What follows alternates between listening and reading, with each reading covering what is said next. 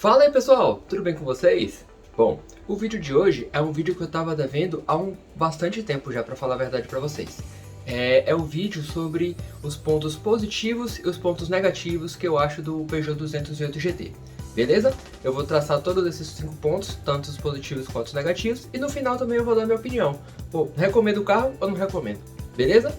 Mas antes de ir pro vídeo, não é inscrito no canal ainda? Se inscreva no canal e siga lá a gente também no @cvm.auto. E bora pro vídeo.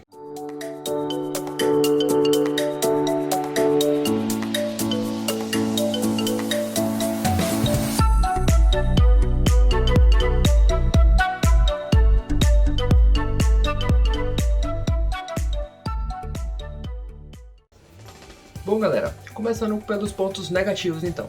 Qual foi o primeiro ponto negativo que eu acho? O primeiro ponto é em relação à multimídia. Como assim em relação à multimídia? Bom, se você tiver interessado em um 208 GT modelo 2017, você só vai ter uma central que só espelha Apple CarPlay, é o primeiro ponto. Ele não espelha Android Auto de forma nenhuma, ele tem apenas Mirrorlink e são alguns poucos celulares que tem e funcionam de uma forma muito diferente do Android Auto. E se você pegar os de 2018 para frente, ele já suporta o pareamento com os dois aparelhos, né, os dois sistemas. Beleza, só que muitos proprietários já reportaram que essa nova central multimídia, que inclusive já está no novo 208, ela tem aquele problema do toque fantasma. Ele fica apertando os botões aleatoriamente, é uma coisa que é um defeito crônico da multimídia, então você acaba tendo que levar para a concessionária para trocar sob garantia. Já tem vários relatos aí você acha pela internet, de pessoas reclamando desse tipo de situação, beleza? Então o primeiro ponto negativo é a multimídia dele. O segundo ponto, que eu considero negativo, é em relação ao conforto. Mas como assim em relação ao conforto? Bom, vamos por partes. A primeira parte é em relação aos bancos. O 208 GT ele tem um banco parcialmente revestido em couro e ele também tem um apoio de pescoço, né, um apoio de cabeça totalmente revestido em couro. Só que ele é um couro extremamente duro, tanto que eu comento até isso no vídeo. Eu nunca senti muito problema com relação a isso, né? Porque o motorista está sempre mais projetado para frente. Mas todo mundo que anda de carona comigo, todo mundo que anda comigo sempre fala que é um apoio de cabeça extremamente duro. Então em relação ao conforto a gente tem o primeiro ponto, que é o apoio de cabeça, que ele é bastante duro, certo? O segundo é em relação, né? Porque como a gente está falando de um carro esportivo, você tem, né, uma roda de um perfil grande, né? Perfil 17, e você tem um pneu de perfil bem baixo, né? Para dar justamente essa ideia esportiva para o carro. Só que qual é o problema que isso acontece?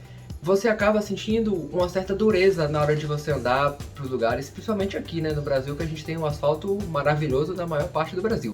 E isso acaba deixando, né, o conforto assim, bem diferente, porque você não vai ter uma suspensão tão voltada para o conforto como um Fiat Argo, um Ford Ka, um HB20, um novo Onix, até o novo 208, que tem uma suspensão mais trabalhada para o conforto. Você tem, né, uma suspensão mais enrijecida, mais dura, e esse conjunto de roda e pneu deixa que você sinta bastante qualquer irregularidade do solo.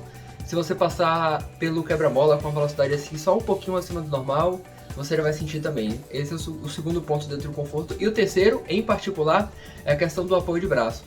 Para quem tem 208 que tem um apoio de braço, aquele que vem com o modelo original, primeiro, ele fica fixado apenas na parte de trás, ele fica preso, né, o corpo do carro apenas pela parte de trás, por uma parte plástica, e ela é uma parte que com o peso ela tende a trincar, ela tende a fazer ruído com o tempo.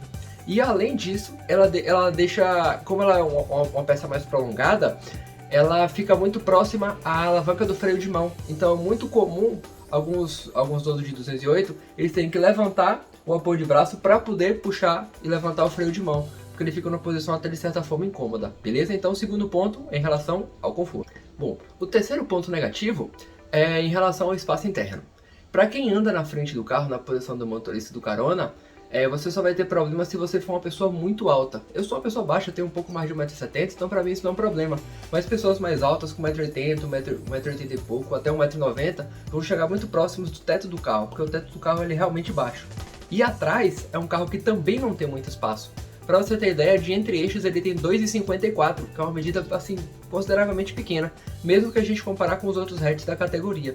E além do entre-eixos traseiro ser pequeno, você ainda tem um porta-malas um pouquinho abaixo da categoria, de 285 litros. Se isso não for um problema para você, tudo bem, mas leve em consideração esses pontos que você vai ter um espaço um pouco prejudicado se você for pegar um 208. Tanto GT nesse caso quanto normal. você vai ver que você não vai ter muito espaço para você levar passageiros adultos, principalmente atrás, em viagens longas, e nem também muita carga de bagagem no porta-mala. Bom, para mim, o quarto ponto negativo é em relação aos porta-copos do carro.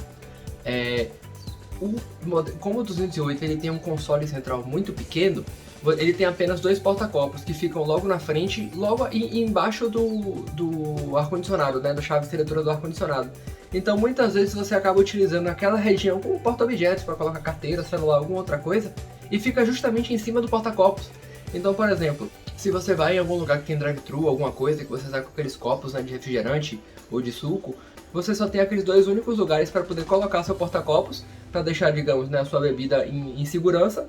Só que é muito comum você estar utilizando aquele espaço para outra coisa, para colocar algum outro objeto, então fica até um negócio chato. Você tem que ficar pegando uma carteira de um lugar, botar no outro, algum cabo para carregar celular, um fone, alguma coisa, você tem que remanejar tudo para conseguir usar aqueles 2 porta-copos. No fim das contas é muito normal você colocar naqueles apoios de papelão mesmo e seguir viagem, porque não vale a pena. Bom galera, e para fechar nosso quinto ponto negativo do carro, é em relação à temperatura interna. Mas como assim temperatura interna? Bom, ele é um tipo de carro que ele tem uma área envidraçada muito grande. Para-brisa, vidro traseiro, vidros laterais, mas você também tem o teto solar panorâmico que ele vai desde lá da frente do carro até a parte do fundo. Então você tem uma área envidraçada extremamente grande. E se você não tem uma garagem coberta ou você rotineiramente acaba tendo que parar em algum lugar que você fica com o carro no sol bastante tempo, mesmo que você utilize, né, um quebra-sol comum para tapar aí na frente, se prepare porque quando você voltar para o carro vai estar quente, vai estar bastante quente. Tem alguns donos de Peugeot, né, que eles até colocam uma película na parte de cima, né, do teto panorâmico para poder dar uma amenizada no calor. Alguns até dão resultado, mas assim, vai ser comum você acabar enfrentando problemas com calor. Carros que você tem, né, só aquele teto solar na parte dianteira, você enfrenta menos isso porque a área envidraçada é menor. Mas o 208, em todas as suas versões, na verdade, né, que você tem o teto panorâmico, você vai enfrentar muito problema de calor, então já fique ciente que se pegar no sol, a coisa vai complicar para você quando voltar para o carro. Bom galera, agora partindo para os 5 pontos positivos do Peugeot 208 GT. O primeiro ponto positivo, claro, já de cara é o desempenho. É um carro 1.6 turbo, né, de 173 cavalos no álcool, 168 na gasolina, com 24,5 kg de torque em ambos os combustíveis. É um carro extremamente esperto, extremamente ligeiro. Mesmo com uma certa quantidade de carga, você tem uma dirigibilidade muito gostosa, muito boa. Um carro para saída de semáforo muito legal, para pegar viagem também é muito bacana. Assim, é um carro que desempenho não vai te deixar na mão de jeito nenhum. Então o primeiro ponto positivo, desempenho. E quando a gente fala também de desempenho, querendo ou não, a gente parte para o nosso segundo ponto positivo, que é o consumo. Mesmo sendo um carro 1.6 turbo, que tende, né, a ter um consumo um pouco maior, eu consegui em viagem, na última viagem que eu fiz, nem me preocupando muito com média de consumo, fazer 13 km, pouco mais de 13 na verdade, quilômetros por litro na gasolina. Então assim, dá para você ter um consumo bem legal se você tiver um pé muito tranquilo. Você consegue fazer médias muito legais. Essa média de 13 que eu fiz foi entre 110 e 120, tá? A depender um pouquinho mais para fazer alguma ultrapassagem. Mas se você andar numa velocidade menor, poxa, você consegue fazer um consumo maravilhoso. Então, para a proposta do carro, que é um carro esportivo, você tem um carro turbo esportivo e você tem um consumo de combustível, né, bem considerável, até mais agora que a gente está com combustível a mais de R$6 aí em vários lugares, é bastante a pena. Então, segundo ponto positivo, consumo. Terceiro ponto positivo do carro é em relação ao acabamento. Principalmente se a gente comparar, né, com os outros carros da categoria um pouco mais próxima deles, né, o Sandero RS, por exemplo, aí a gente já teria que talvez partir para um Virtus e um Polo 1.4, né, que são os modelos GTS.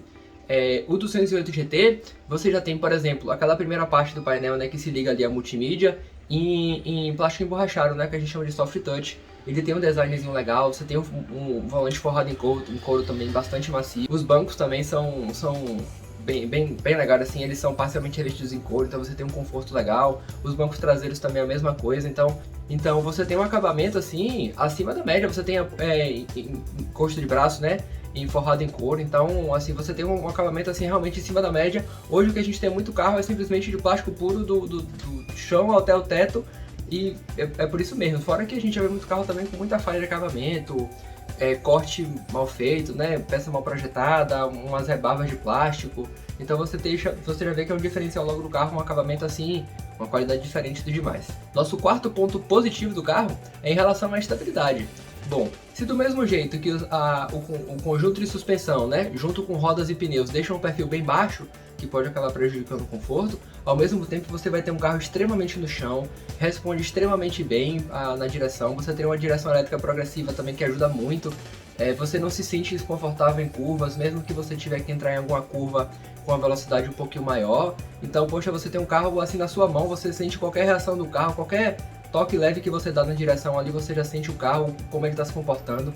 Então, para você dirigir, para quem gosta dessa pegada de direção, que você está o tempo todo percebendo como o carro está se comportando, é uma maravilha. Então, vale bastante a pena também. Quarto ponto, estabilidade. Bom, galera, e para fechar nosso quinto ponto positivo, a gente tem em relação à manutenção. Se você ainda não viu o vídeo, dá uma olhadinha no vídeo que a gente fez sobre o custo de manutenção do 208 GT, né? Que eu comento muito mais valores e esses detalhes lá. Mas, assim, passando de uma forma bem direta. Se a gente comparar da mesma coisa, né? Com carros turbo, com tudo mais, assim, pelos custos de manutenção que eu já tive, é uma coisa muito mais acessível.